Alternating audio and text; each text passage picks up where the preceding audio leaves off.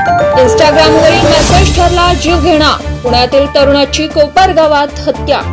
सामान्य वादातून घातपात. डोरहाळे येथील साईनाथ काकड मृत्यू प्रकरणी कोपरगाव पोलिसात खुनाचा गुन्हा दाखल. इंस्टाग्रामवरील शिवीगाळाचा मृत्यूपर्यंत प्रवास. 5 जणांवर खुनाचा गुन्हा. 24 वर्ष साईनाथचा संशयास्पद मृत्यू. मैत्रीच ठरली का जीवघेणी? तक्रारीनंतर अनेक खुलासे समोर. पुणे येथे नोकरी करत असलेल्या 24 वर्ष साईनाथ काकडच्या संशयास्पद मृत्यू प्रकरणी खुनाचा गुन्हा कोपरगाव पोलिसात दाखल करण्यात आला. विशेष म्हणजे का इंस्टाग्रामवरील वादग्रस्त मेसेजमुळेच या प्रकरणाला जीवघेणं वळण मिळाल्याचं पोलीस फिर्यादीवरून समोर आलंय. या घटनेचं सीसीटीव्ही फुटेज देखील समोर आलं असून यात मयत साईनाथ बेशुद्ध परिस्थितीत दिसतोय. मयत साईनाथ काकड यांच्या भावानं कोपरगाव पोलिसात दिलेल्या फिर्यादीनंतर अनेक गोष्टी समोर येत आहेत. साईनाथ काकड हा पुण्यात नोकरीकरिता वास्तव्यास होता. त्यावेळी त्याची ओळख रुपाली नामक तरुणीशी झाली होती. यानंतर साईनाथने रुपालीच्या बहिणीला इंस्टाग्रामवर शिवीगाळ केल्याच्या रागातूनच रुपाली आणि तिच्या इतर 4 साथीदारांनी मिळून साईनाथचे पुण्यातून अपहरण केलं आणि त्याला कोपरगाव तालुक्यातील कोकमठाण गावात आणलं. डोराळे गावातील अतिशय सोजवळ आणि कोणाच्याही आद्यात नाही मध्यात नाही असा आमचा साईनाथ गोरख काकड यांचं रात्री 1:30च्या सुमारास अपहरण करण्यात आलं. त्यांना अपहरण करून कोकमठाण येथे नेण्यात आलं. तिथून सकाळी आमचे नातेवाईक गोरक्षमामा काकड यांना त्यांच्या वडिलांना बोलवण्यात आलं की तुमच्या मुलाला बेशुद्ध पडलाय, त्याला घेऊन जा. जर बेशुद्ध पडलाय तर तुम्ही पण ॲडमिट करू शकत होता ना. जर तुम्ही त्यांच्या वडिलांना बोलून घेऊन सांगताय की तुमचा मुलगा बेशुद्ध पडलाय, याचा अर्थ तुम्ही त्याचा मर्डर केलाय असा आमचा थेट आरोप आहे. आमच्या साईनाथला न्याय मिळावा. तो पुण्यामध्ये सर्व्हिसला होता आणि रात्री त्याची शिफ्ट चालू होती. तो रूमवरती झोपलेला होता. 1:30च्या सुमारास त्याला संजय लोंढे आता त्यांनी असं सांगण्यात येत आहे त्या रूममेटच्या सांगण्यावरून.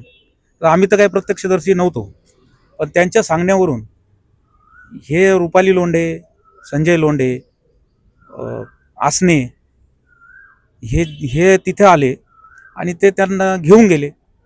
आता त्यांचं काहीतरी नातं असल्यामुळं त्यांनी आम्हाला काही कल्पना दिली नाही. तर आम्हाला कल्पना दिली असती तर आम्ही घेऊन घ्यायला गेलो. त्यानंतर साईनाथला मारहाण करण्यात आली किंवा त्याला काही विषारी पदार्थ दिल्याचा संशय साईनाथच्या कुटुंबियांनी व्यक्त केला. यात तो गंभीर जखमी झाला.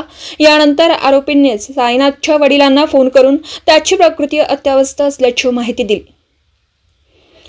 अत्यावस्थ झालेल्या साईनाथला तातडीने शिर्डीच्या साईबाबा रुग्णालयात दाखल करण्यात आलं. मात्र डॉक्टरांनी त्याला मृत घोषित केलं.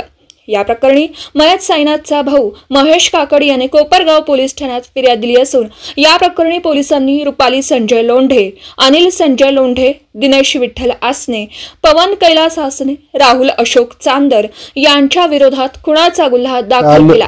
दिनांक 10 मे रोजी तक्रारदार महेश गोरक्षनाथ काकड राहणार डोराळे यांनी दिलेल्या फिर्यादीवरून कोपरगाव शहर पोलीस स्टेशन येथे गुन्हा दाखल करण्यात आलेला आहे. त्यामध्ये फिर्यादीचा भाऊ साईनाथ काकड हा पुणे येथे राहत होता व्यवसायानिमित्त. त्याला त्याच्या पुणे येथील निवासस्थानी जाऊन यातील आरोपितांनी तिथून त्याला अपहरण करून आणलं आणि कोकमठाण या ठिकाणी आणून तो अत्यवस्थ झालेला असताना त्याच्या वडिलांना बोलून घेतलं. त्याच्या वडिलांनी त्याला शिर्डी येथे हॉस्पिटलमध्ये ॲडमिट केलं. डॉक्टरांनी उपचार करत असताना उपचारादरम्यान त्याचा मृत्यू झालेला आहे. त्यावरून फिर्यादी यांनी याच्या मृत्यूमागे संशय व्यक्त केलेला असून मयताला पुणे येथे किंवा तिथून आणत असताना रस्त्यामध्ये किंवा घरी आणल्यानंतर कुठेतरी त्याला मारहाण केली असावी किंवा त्याच्यावरती विषप्रयोग केला असावा अशी शंका व्यक्त करून या गुन्ह्यामध्ये खुनाचा गुन्हा दाखल करण्यात आलेला आहे. या प्रकरणामध्ये तर या गुन्ह्याचा तपास आम्ही स्वतः करीत आहोत. माझ्यासोबत माझे सहकारी PSI दीपक रोठे, PSI हंडोरे, त्याच्यानंतर कर्मचारी काकडे, तावरे, सगळे कर्मचारी आहेत सोबत.